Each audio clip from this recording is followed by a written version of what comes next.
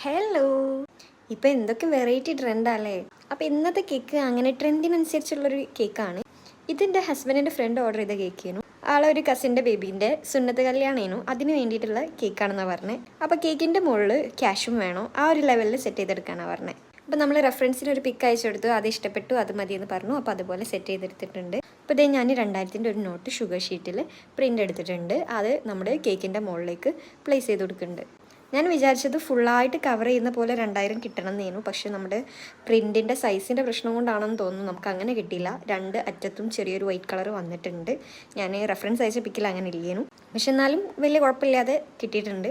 അപ്പോൾ ഇതേ നമ്മൾ ആ നോട്ട് കെട്ടി വെക്കുന്ന പോലെ ഒരു എഫക്റ്റ് കിട്ടാൻ വേണ്ടിയിട്ട് ചെറിയൊരു റിബണുണ്ട്, ഇങ്ങനെ കെട്ടി കൊടുക്കുന്നുണ്ട്. കെട്ടി കൊടുക്കൽ അതിൻ്റെ മുകളിൽ വെച്ച് കൊടുക്കുന്നുണ്ട്.